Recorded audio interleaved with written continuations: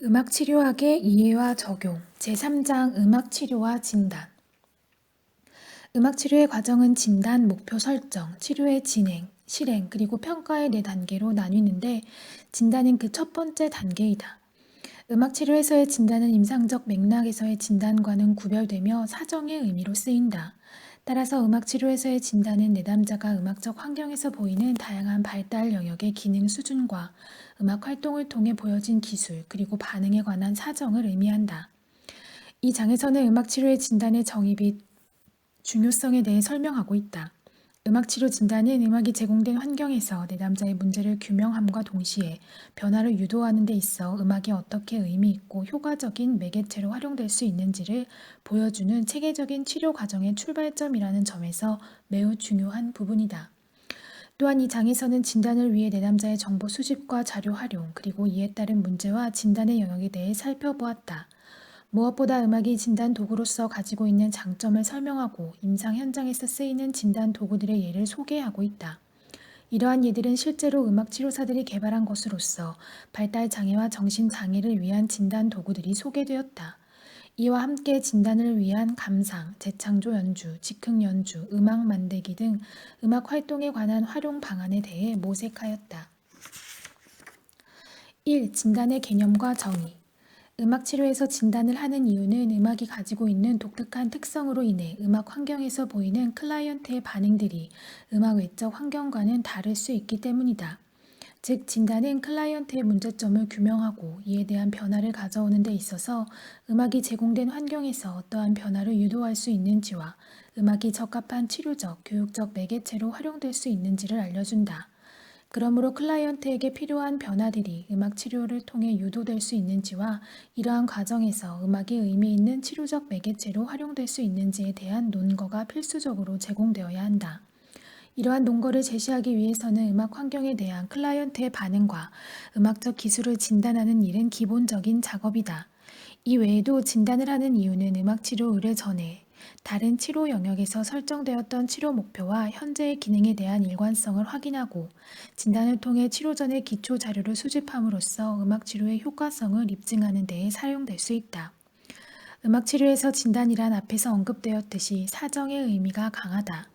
음악 치료 영역에서 진단이란 치료사의 철학과 대상에 따라 달라질 수 있으며 이에 따라 진단 척도의 종류도 달라진다. 크게 표준화된 혹은 형식화된 진단 척도와 비형식적 진단 척도로 나뉠 수 있다. 비형식적 진단이란 치료사들이 클라이언트에게 맞는 진단 도구를 찾지 못하는 경우 주관적인 방법으로 필요한 정보를 기록해 나가는 작업을 말한다. 형식적 진단은 하나의 서술된 결과물로 남겨질 수 있게 정식화된 방법과 과정을 통해 보고자 하는 영역의 기능을 사정하는 도구를 말하며 논문이나 연구를 통해 일차적으로 입증된 도구를 말한다.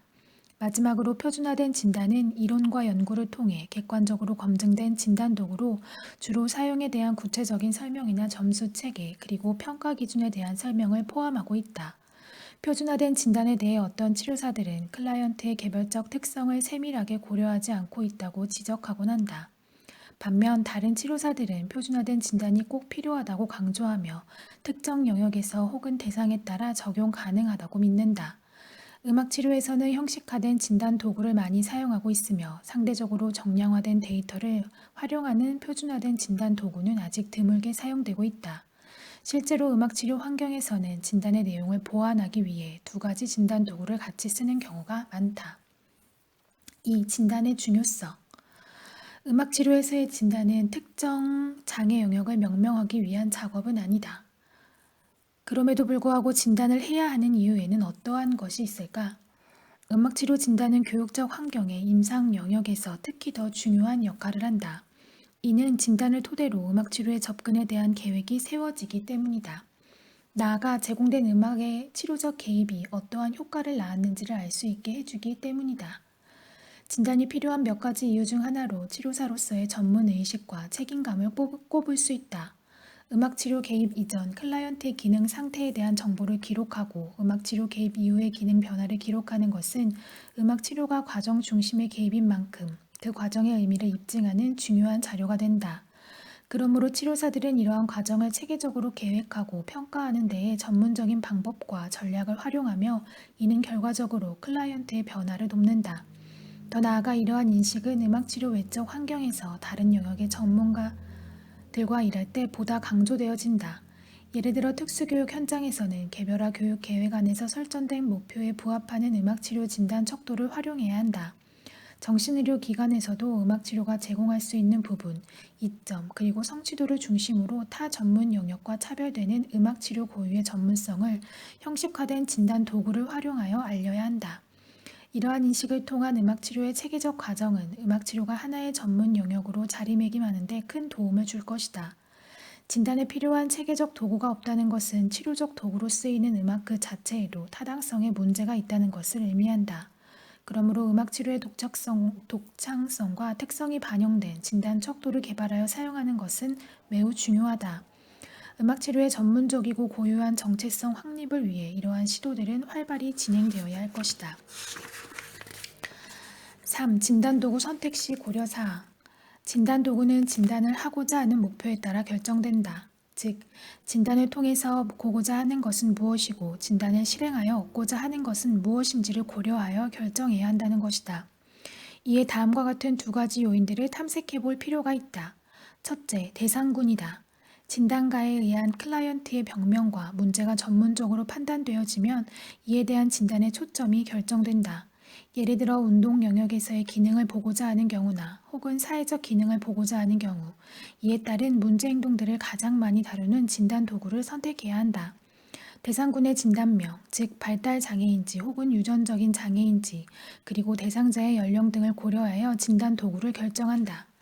예를 들어 말기 환자에게 사용하는 도구는 자폐 성향을 가지고 있는 아동에게는 적합하지 않다. 그러므로 보고자 하는 목적에 맞고 진단 대상의 특성과 조건에 적합한 진단 도구를 선택해야 한다. 두 번째 요인은 기관이다. 음악 치료사가 어떠한 기관에서 일하고 있느냐에 따라 진단 도구의 선택이 달라질 수 있다. 대부분 많은 기관에서는 사용하는 진단 도구를 이미 갖추고 있는 경우가 많은데, 이 경우 기존의 도구가 기관에서 가장 많이 다루고 있는 대상군을 고려하여 선택되었을 가능성이 크기 때문에 그대로 활용하도록 권유한다. 또한 각 기관이 저마다 고유한 교육이나 치료 철학을 지향하고 있으므로 치료사는 진단 도구 선택 시에도 이러한 부분을 존중해 주는 편이 좋다. 4. 진단 도구로서의 음악. 음악을 이용하여 클라이언트를 진단하고자 할 때 다음과 같은 음악 자체와 음악적 경험이 지닌 특성을 이용한다. 첫째, 인간은 음악에 대한 긍정적인 반응과 동기를 갖고 있으므로 대부분의 클라이언트들이 진단 과정에 쉽게 참여한다. 그러므로 음악을 이용한 진단 과정은 긍정적인 시간으로 간주된다. 둘째, 음악은 진단평가 상황에서 능동적 혹은 수동적 차원에서 모두 활용 가능하다. 클라이언트가 능동적인 참여를 보이지 않을 경우에는 수동적인 차원에서 음악을 사용할 수 있다. 적극적인 참여는 가창이나 악기 연주와 같이 소리를 만들어내는 과정을 포함하는 반면 수동적 참여는 감상과 같은 활동을 말한다. 즉, 클라이언트의 참여 수준에 맞추어 활동을 제시함으로써 보여지는 반응과 행동들을 분석하여 필요한 진단 정보를 수집할 수 있다. 셋째, 음악은 하나의 자극제로 제시될 뿐 아니라 클라이언트가 표현한 산물로도 제시될 수 있다. 음악적 산물은 다시 음악적 자극제가 되어 클라이언트에게 제시된다. 다시 말해 음악은 청각적으로 들려지는 소리를 통한 자극의 형태로 제시되지만 이에 대한 클라이언트의 생리적, 심리적 반응은 연주나 목소리를 통해 보여지며 음악의 요소적 특성을 분석할 수 있다.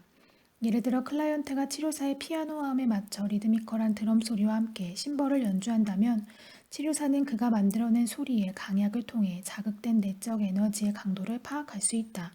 하나의 소리 형태부터 시작하여 연주나 음악을 만들기까지 클라이언트는 자신이 만든 음악의 자극을 받아 계속적으로 다른 소리들을 만들어내는 과정에 참여하게 되며 이 과정에서 음악치료사는 클라이언트가 음악적 자극을 받아들이는 자세를 포함하여 음악을 통한 자기 표현력이나 창의력을 발견할 수 있다. 이와 같이 음악 활동은 각기 다른 진단 정보를 제공해준다. 노래와 연주는 음악적 기술에 대한 정보를 제공해주는 반면 감상은 클라이언트의 음악에 대한 지각, 인지, 그리고 감정적인 반응을 볼 수 있게 해준다. 더 나아가 음악은 클라이언트의 감각, 운동, 사고 및 정서를 자극하여 변화시키며 자신을 표현하고 창의력을 발휘할 만한 매체가 되어준다. 따라서 음악적 환경에서 보이는 클라이언트의 반응은 인지적, 신체적, 심리, 정서 영역에서의 상태와 기능에 대한 정보를 제공한다. 5. 진단을 위한 정보 및 자료. 진단에 필요한 정보는 다양하다. 일반적으로 진단 정보는 음악 외적인 환경에서 수집할 수 있는 자료와 음악 내적 환경에서 수집할 수 있는 자료로 나뉜다.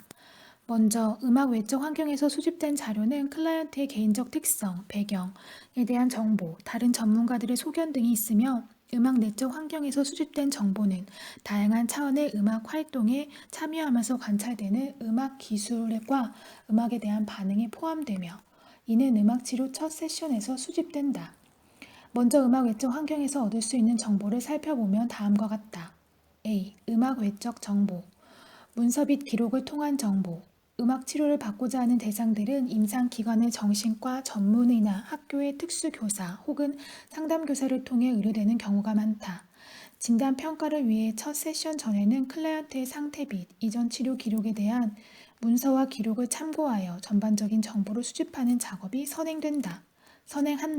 클라이언트가 다녔던 학교, 병원 또는 기타 요양보호 및 보호시설에 보관된 해당 문서와 기록을 살펴봄으로써 음악 치료에 대한 클라이언트 의뢰서, 검사 결과, 다른 분야의 전문인이 기록한 치료 일지 및 최종 결과 평가서, 해당 기관의 공식적인 진료 기록, 선임 치료사의 의견서 및 추천 사항 등을 참고할 수 있다. 이러한 자료로부터 수집할 만한 가장 핵심적인 정보는 클라이언트에 대한 진단, 질병의 경과 여부, 시행되었거나 현재 진행되고 있는 다른 치료, 금기 사항, 투약 계획, 음악 치료와 관련된 이전 치료적 경험, 그리고 다른 전문가들이 설정한 치료 목표 등이다. 2. 언어적 면담과 설문조사. 언어를 통한 조사에는 면담과 설문조사가 있다.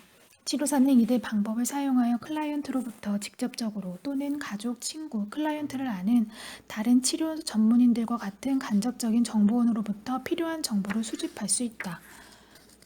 면담은 치료사가 클라이언트에 관한 기본적 정보를 제공해 주기도 하지만 클라이언트에 대한 추가적인 정보를 얻고자 할 때도 많은 도움을 준다. 면담에서는 클라이언트에 대한 전반적인 성향이나 음악적인 기호, 선호도 또는 음악 치료를 통해 얻고자 하는 바가 무엇인지 등 더 구체적인 내용을 다룰 수 있다. 면담은 어떤 특정한 구조 없이 전개되는 내용에 대해 자유롭게 진행되기도 하나 치료사가 부가적으로 얻고자 하는 사항들을 나열하여 면담의 진행을 보다 더 구조화할 수도 있다. 답을 요하는 구체적인 질문을 제시할 때도 있겠지만 주어진 질문에 대한 클라이언트의 반응이나 자세 등을 보고자 할 때도 사용된다. 보호자와의 면담에서는 클라이언트로부터 얻을 수 없는 다른 차원의 정보들을 수집할 수 있는데 이를테면 보호자의 시각에서 본 클라이언트의 외부 자극, 환경 상황에 대해 가지고 있는 반응의 양상, 그리고 클라이언트가 주변 환경과 상호관계를 맺는 총체적인 과정 등이다. 직접적인 면담 외에는 질문지를 사용할 수 있다. 이는 일종의 문서화된 면담의 형태로 치료사가 특별히 알고자 하는 부분에 대해 질문을 만들어 이에 대해 서술된 답변을 얻기 위함이다. 이 방법은 대화적 면담 시 치료사 클라이언트 간의 직접적인 상호작용에서 일어날 수 있는 역동성이 통제되기 때문에 더 객관적이라고 볼 수 있다. 또한 질문지를 통해서 점수나 등급과 같이 정량화된 정보를 수집할 수 있는데 이는 답변의 강도나 심각성 등을 보여주기 때문에 치료사가 참조할 수 있는 정보로 활용된다. 3. 검사. 검사는 객관적인 검사와 투사적인 검사로 나뉘어질 수 있다. 객관적 검사는 시험을 통해 특정 기능에 한하여 클라이언트의 능력이나 행동을 파악하려는 목적으로 사용되며 주로 통계적 확률을 기반으로 한다. 투사적인 검사는 클라이언트의 성향과 성격을 이해하기 위해 사용되며 현재 일상에서 클라이언트가 기능하는 데에 영향을 미치는 무의식이나 내면 세계에 대한 해석과 이해를 돕는 데 쓰인다. 음악 치료에서는 위의 두 가지 검사를 모두 사용한다. 예를 들면 음악 적성, 능력 및 선호도에 대한 검사는 객관적인 범주에 속하고 일련의 녹음 음악에 따른 심상, 자유연상, 소리나 음향적 자극에 대한 해석 및 이야기 전개 등은 투사적인 범주에 속한다. B. 음악 내적 정보. 음악 환경 내에서 나타날 수 있는 음악에 대한 반응들은 다양한 방법으로 기록될 수 있다. 인간 행동과 반응을 명확히 기록하는 데에는 많은 어려움이 있고 치료사의 철학에 따라 그 측정 방법이 달라질 수 있으므로 상황에 따라 각기 다른 방법들이 선택될 수 있다. 진단을 위한 관찰 세션을 시행하기 전 다음과 같은 몇 가지 변수를 살펴볼 필요가 있다. 첫째, 특정 행동이 발생하는 환경이나 행동 발생을 자극하는 선행 사건, 사물, 인물 및 상황은 무엇인가? 목표 행동을 유발하거나 조성하는 자극의 속성 및 특성은 무엇인가? 일련의 행동 자극으로 인해 생기는 문제는 어떤 것인가? 둘째, 개인차에 관한 정보로서 내담자의 행동에 영향을 미치는 요인 중 개인적인 특성과 관련된 변수는 어떤 것인가? 유전적인 요인, 성격, 체질, 기력, 기분, 약물 복용, 인지적 상태와 같은 내담자의 개인적인 특성이 특정 행동에 영향을 미치는가?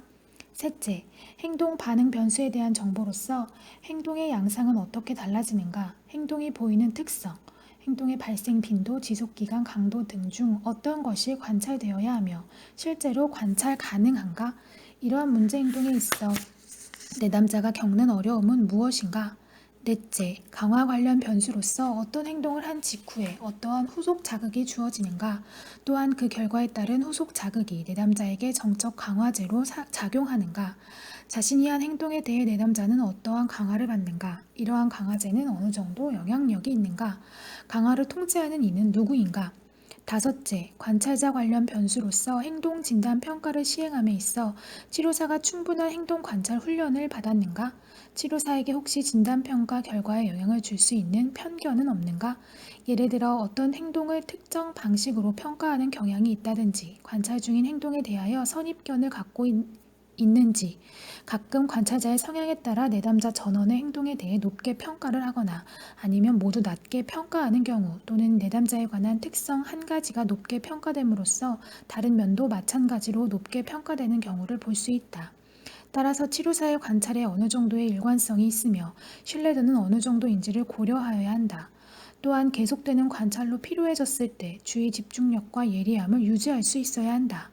여섯째, 행동 관찰 변수로서 목표 행동은 명확하고 객관적으로 정의되었는가? 관련된 여러 가지 주요 측면을 고려하였는가? 관찰 상황을 어떻게 설정할 것인가? 행동 관찰 및 기록을 위해 채택한 방법은 적합한가? 치료사의 관찰이 시간적으로 적절한가? 관찰에 꼭 필요한 자료와 도구를 갖추었는가? 관찰자 혹은 관찰 상황으로 인해 내담자가 의심하는 부분은 없는가? 치료사는 이 모든 부분에 대하여 고려할 필요가 있다. 1. 관찰 세션. 음악 환경 내에서 보이는 클라이언트의 행동들에 대해 구체적인 자료를 수집하기 위한 첫 세션을 관찰 세션이라고도 한다. 진단을 위한 관찰 세션으로 일컬어지는 첫 세션은 음악적 작업에서 나타나는 클라이언트의 모든 것을 읽어내기 위해 미리 계획해 놓은 일련의 음악 활동들을 제시한다. 음악 치료에서 가장 많이 사용되는 정보 수집 방법으로는 노래, 악기 연주, 즉흥 연주, 음악 만들기 또는 음악과 동작을 꼽을 수 있다. 행동 관찰 시 치료사는 클라이언트의 측정 가능한 여러 반응을 관찰하고 기록한다. 진단 평가의 목적에 따라 행동 관찰은 클라이언트가 작곡, 청취 또는 다른 여러 음악 관련 활동에 참여하는 동안 연속적으로 이루어진다. 진단을 위한 관찰 세션은 보통 개인 세션으로 이루어지나 특별한 경우에는 그룹 세션에서도 필요한 부분을 진단할 수 있다. 개인 세션 내에서는 음악에 대한 인지, 기억력, 그리고 음악 활동에 대한 과제 수행력, 음악적 표현에 대한 자긍심, 창의성 등을 관찰할 수 있는 반면 그룹 세션에서는 음악 환경과 경험 내에서 보이는 클라이언트의 관계 형성 기술과 상호작용 기술을 관찰할 수 있다. 세션 과정에서 클라이언트가 타인에 의해 시도된 상호작용에 반응하는지, 타인을 언어적으로나 비언어적으로 인식하는지, 환경을 인식하고 이에 따른 현실 소재 인식, 집중력, 기억력, 문제 해결 능력과 같은 기술을 가지고 있는지, 의사소통에 있어 표현적 기술과 수용적 기술을 가지고 있는지, 상호교류 기술의 적합성과 부적합성, 자기 표현, 자기 충동 조절은 어떠한지, 마지막으로 표정 및 행동과 기분의 일치성, 감정적 반응 등의 정서적 안정감은 어떠한지를 살펴볼 수 있다. 행동 관찰을 통한 진단 평가는 내담자가 치료사의 눈앞에서 어떻게 행동하는지를 관찰하고 분석해내는 일련의 과정이다. 치료사가 보고 듣고 기록할 수 있도록 내담자가 밖으로 드러내 보이는 행위, 주어진 자극에 대한 반응 및 주변 환경을 향한 대응, 이 모두가 관찰과 분석의 대상이 된다. 이 중 치료사가 특정 행동에 대해서만 따로 진단 평가를 시행하기도 하는데, 이는 그 행동이 환경 자극 및 강화 조건과 어떤 관련을 맺는지 알아내기 위함이다. 때로는 대인관계 및 주변 환경과의 관계에서 내담자가 가지고 있는 행동 패턴에 중점을 두고 진단 평가를 실시하기도 한다. 2. 행동 목록. 음악 치료에서 클라이언트를 진단하는 과정이나 세션에서 보이게 되는 다양한 행동에 대한 정보를 얻기 위해 행동 목록을 사용하는 경우가 많다. 행동 목록은 음악 환경에서 나타날 수 있는 주요 행동들을 규명하여 기록한 일종의 체크리스트이다. 체크리스트는 안내자 역할을 하는데 내담자가 리스트에 수록된 행동의 발생 여부와 행동 발생의 상황을 기록할 수 있다. 체크리스트의 사용은 다음과 같은 경우에 있어서 가장 적합하다. 첫째, 내담자의 장애와 증상에 대한 어느 정도의 정보가 있는 경우. 둘째, 전반적인 행동의 유형과 양상에 대해 신속히 사정을 실시할 필요가 있는 경우. 셋째, 내담자의 개별적인 행동에 대해 발생 빈도, 지속 기간, 특성과 같은 구체적인 양적 자료를 수집할 필요가 없는 경우. 만약 양적 자료가 필요한 경우 특정 행동에 대한 행동, 발생 빈도, 지속 기간, 강도 등을 보여줄 수 있는 등급 척도를 사용할 수 있다. 예를 들어 특정 행동이 전혀 발생하지 않는지, 드물게, 간혹, 자주 아니면 항상 발생하는지를 자세히 평가할 수 있고 1부터 10까지와 같이 점수화된 등급을 통해 행동의 강도를 표시하기도 한다. 대상에 따라 치료자가 개별적으로 체크리스트와 등급 척도를 구성하거나 개발할 수 있는데 정확하게 무슨 행동들을 관찰할 것이며 규명된 행동의 강도와 단계를 어떻게 정할 것인지에 대한 명확한 기준을 제시하여야 한다. 이는 클라이언트의 문제에 대해 치료사가 어느 정도의 사전 지식을 갖추고 있어야 한다는 것을 의미한다. 그렇지 못할 경우 수집된 정보는 의미가 없을 수도 있으며 사용한 행동 목록의 신뢰성이나 타당성이 제대로 인정되기 어렵다. 이때 치료사는 단순히 행동의 관찰, 측정, 기록을 넘어서 좀 더 깊이 있는 판단을 할 수 있어야 한다. 특히 체크리스트를 사용할 때에는 복잡한 특성을 띠는 행동이나 다른 행동과 복합적으로 일어나는 행동을 관찰하는 경우에는 관찰 중인 행동이 실제로 어떻게 발생하였는지에 대한 여부를 예리하게 판단할 수 있어야 한다. 또한 치료사는 내담자의 행동을 관찰하는 데 있어서 객관적이어야 하며 일관적이어야 한다. 이는 관찰자 신뢰도를 통해 검증할 수 있지만 신뢰도를 높이기 위해서는 관찰자 개인의 객관적인 시각과 일관성이 중요한 부분을 차지한다.